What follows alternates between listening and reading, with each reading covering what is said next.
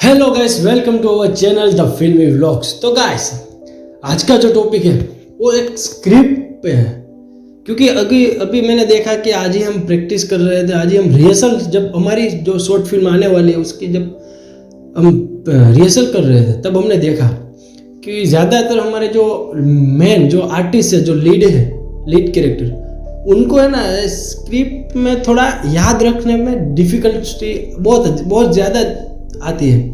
तो गाइस, उसमें क्या है कि जो मैंने दोनों से पूछा क्या डिफ़िकल्टी है आपको, तो एक जो हमारा आर्टिस्ट है ना, जो लीड आर्टिस्ट, वो ऐसे बताते हैं कि मुझे है ना डायलॉग भूल जाता हूँ, पहले याद होता है लेकिन जब एक्टिंग में आता हूँ, जब रिहर्सल करता हूँ तब भूल जाता हूँ। तो गाइस, अभी देखो रिहर्सल में भूल जाते हैं, तो अगर वही लोग कैमरे के सामने आएंगे तो कितनी सारी दिक्कतें आएगी। कैमरा फियर, ऑडियंस फियर, देखने वाले भी होंगे, क्राउड भी होगा, पूरा क्रू मेंबर, सारे क्रू मेंबर साथ में होंगे। लेकिन हमारी जो लीड एक्ट्रेस है, उसको मैंने पूछा तो उसने ये बताया कि मुझे है ना कि जब डायलॉग रीड करती हूँ ना तब याद करने की कोशिश करती हूँ लेकिन फिर भी याद नहीं रहता। तो गाइस, ये सी दिक्कत है, आपको भी आती होगी जब आप ऑडिशन या फिर कोई भी फिल्म है, शॉर्ट फिल्म है या शॉर्ट वीडियो है, आपको जब स्क्रिप्ट आपके पास आती है तब आप पढ़ते हो, आपको भी ये दिक्कतें फेस करनी पड़ती है। तो गाइस, इसमें क्या होता है, इसका एक मैं ट्रिक बताता हूँ। देखिए गाइस, ये जो ट्रिक है ना, एक्सपेरिमेंट मैंने खुद मेरी टीम के साथ किया है। आज उसी एक्सपेरिमेंट से आज दोनों आर्टिस्ट ने बहुत अच्छा परफॉर्मेंस दिया मुझको। उसके बाद मैं आपको बता रहा हूँ कि इस स्क्रिप्ट को ऐसे भी हम याद रख सकते हैं, हम कैरेक्टर ऐसे भी डेवलप कर सकते हैं। तो गाइस, सबसे पहले करना क्या है, पूरा की पूरी स्क्रिप्ट एक बार पढ़ो। पढ़ने के बाद पहले जितनी बार मैं बोल रहा हूँ सिर्फ पढ़ो, समझो, याद रहे या ना रहे कोई मैटर नहीं करता, सिर्फ पढ़ो पूरी की पूरी, शुरू से लेके एंड तक। पहला जो लाइन है स्टोरी का नाम, स्टोरी के नाम के पहले जो अल्फ़ाबेट होता है वहाँ से स्टार्ट करके लास्ट लाइन है ना, जो स्टोरी की डायलॉग की जहाँ पे एंड होता है ना, वहाँ तक पढ़ना है कि भाई स्टोरी लाइन ये है कि एक लड़का है, एक लड़की है, वो ये सब कर रहे हैं और फिर उसके साथ ये होता है, ये होता है। एक स्टोरी की वन लाइन आती है, उसको भी रीड किया। उसके बाद सीन 1, एक बंदा यहाँ पे खड़ा है और वहाँ से दूसरा बंदा आ रहा है और आके उसको एक खींच के देता है। ये पूरा सीन हमने पढ़ा। उसके बाद डायलॉग्स पढ़े। वैसे ही पूरी स्क्रिप्ट पहले एक बार पढ़िए। फिर उसके बाद हमको क्या करना है, जब हमको स्क्रिप्ट एक बार पढ़ ली, फिर स्क्रिप्ट को पढ़कर फिर अपने डायलॉग पर आना है। दूसरी बार ये काम करना है कि हमारे डायलॉग से वो पढ़ने हैं और ध्यान में रखना है कि देखो हम क्या है, हम गुजराती लोग हैं, काठियावाड़ी गुजराती लोग को ज़्यादातर एक दिक्कत आती है कि मुझे भी आती है, अभी भी आती है, मैं ऐसे फ्लुएंटली हिंदी में बात नहीं कर सकता। अगर मेरे पास स्क्रिप्ट आती है तो मैं कर सकता हूँ। और ये सारे वीडियो जो भी मैं बनाता वो विदाउट स्क्रिप्ट के हैं, जो मेरे दिमाग में आया जो मेरे दिमाग में आया, लाइव एक्सपेरिमेंट किया, वही आपको बताता हूँ। तो गाइस, जब हम गुजराती है या अदर कोई भी लैंग्वेज है हमारी हिंदी के अलावा, तो हमको हिंदी बोलने में बहुत सारी दिक्कतें आती हैं। एक जैसे ठीक तरीके से हम बोल नहीं पाते। उसका सॉल्यूशन ये है कि स्क्रिप्ट हमारे हाथ में पढ़िए और ये वहाँ से ढूंढिए स्क्रिप्ट में कौन सी ऐसी लाइन है, कौन सा ऐसा वर्ड है कि जहाँ पर हमको बोलने में दिक्कत आ रही है, वो नोट कीजिए, उस पर प्रैक्टिस कीजिए। कब तक, जब तक वो एकदम क्लीन, एकदम शार्प नहीं बोल सकते ना, तब तक उस पर प्रैक्टिस कीजिए। ये हुआ दूसरा काम।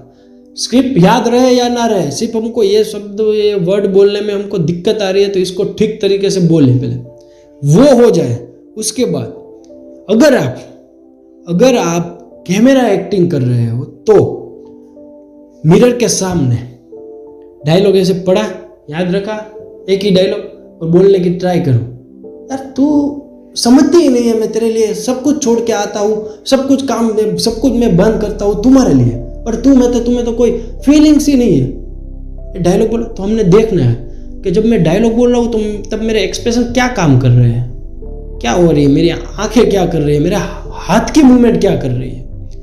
देन उसके बाद अभी भी स्क्रिप्ट याद रखने पे मत जाना है। फिर तीसरी बार ये करना है जो हमारा डायलॉग है, वो जो हम बोल रहे हैं, उसके एक्सप्रेशन हमको नोट करने हैं। वो तो हमने किए। अभी जो हम डायलॉग बोल रहे हैं उसमें जो टोनिंग आता है, कहाँ पे हमको पॉज लेना है, कहाँ पे हमको वॉइस मॉड्यूलेशन करना है, कहाँ पे हमको टोनिंग पे ध्यान देना है, पिचिंग पे, कब हमको फास्ट बोलना है, कब हमको स्लो बोलना है, कहाँ पे पॉज लेना है। तो मैंने बोला कहाँ पे पॉज लेना है, इसको पॉज बोलते हैं। ये कहाँ पे लेना है, कैसे कहाँ पे फास्ट बोलना है और कहाँ पे धीरे बोलना है, कहाँ पे फास्ट बोलना है और कहाँ पे धीरे बोलना है।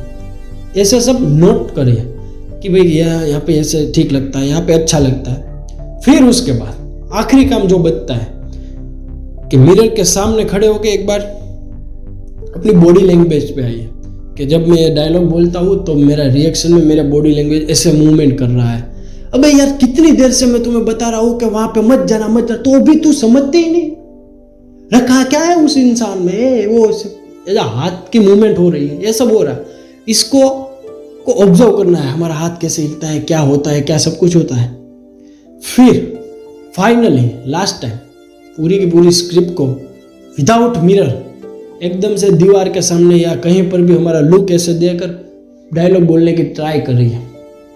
कैसे फिर भी दिक्कत आती है तो डायलॉग पे कैसे ध्यान देना है, वॉइस मॉड्यूलेशन, पिचिंग, टोनिंग, हम कैसे बोलते हैं, कहाँ पे हमको, अगर समझ लीजिए कोई ऐसा वर्ड है कि जहाँ पर हमको वजन देना है, जोर से बोलना है, तो क्या करेंगे, उसको अंडरलाइन कर लेना। मैंने तुमसे कहा था, मुझे तुमसे वहां पे वजन देना है, तो मैं कैसे बोलूंगा, मैंने तुमसे कहा था कि वहां मत जाना, मैंने तुमसे कहा था। अगर मैंने तुमसे नहीं, वहां पे मैंने वजन देने की जगह अलग कोई जगह पे मैंने जोर से बोलने की ट्राई की, अगर मैंने तुमसे कहा, तो इसमें क्या होगा, मैंने तुमसे कहा, इसने नहीं। लेकिन डायलॉग बोलना कैसे था कि मैंने उसको कहा था, तुम्हारे सिवा मैंने किसी और को नहीं किया। तो अभी ऐसे बोलना, मैंने तुमसे कहा था। तो ये सब ध्यान में रखना, कहाँ पे वजन देना है, कहाँ पे नहीं देना है। और अगर कोई भी ऐसी सिचुएशन है, कोई ऐसा डायलॉग है कि अगले वर्ड्स पर हमको जोर से बोलना है, तो वो वहाँ पे वजन नहीं आ रहा है, तो क्या करेंगे, उसके आगे वाले सब के साइड में ऐसे अल्प विराम कर देना, क्योंकि वहाँ से क्या पता चलेगा कि उस शब्द के बाद थोड़ा पॉज लेकर बोलना है। पॉज लेंगे ना, अगला वाला शब्द ऑटोमेटिकली वजन में ही आ जाएगा, जोर से ही आ जाएगा। तो गाइस ये सारी ट्रिक्स है, ऐसे हम कर सकते हैं। उसके बाद जब फाइनल ऐसे स्क्रिप्ट याद रखने की ट्राई, याद कभी भी मत रखना, ऐसे ही बोलने की ट्राई करना विदाउट कोई मिरर के बिना। तब गाइस आपको मालूम पड़ेगा कि 70% आपको स्क्रिप्ट मुँह जुबानी याद हो गई होगी, आपको पता भी नहीं चलेगा, आपको याद रखने की ट्राई भी नहीं करनी पड़ेगी, फिर भी स्क्रिप्ट आपको याद रह गई होगी। इट्स मैजिक, तब आपको ऐसा लगेगा मैजिक हुआ।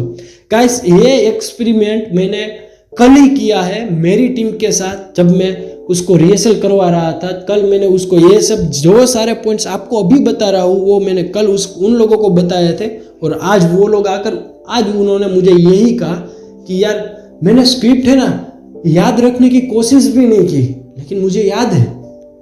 तो गाइस ये प्रैक्टिस मैंने एक्सपेरिमेंट करके आपको एक एक्सपेरिमेंट दे रहा हूँ। तो गाइस एक्सपेरिमेंट करना, ट्राई करना, प्रैक्टिस करना। और वैसे भी हम तो है ही गाइस, हमारा कांटेक्ट चाहिए तो नीचे डिस्क्रिप्शन में मिल जाएगा, आप हमसे कांटेक्ट भी कर सकते हो। और कोई भी दिक्कत हो तो एनी टाइम हमको कमेंट या हमको मेल या फिर हमको मैसेज करके आप बता सकते हो। Thank you very much. आज का वीडियो यहाँ तक, बाय बाय, खुश रहना, टेक केयर।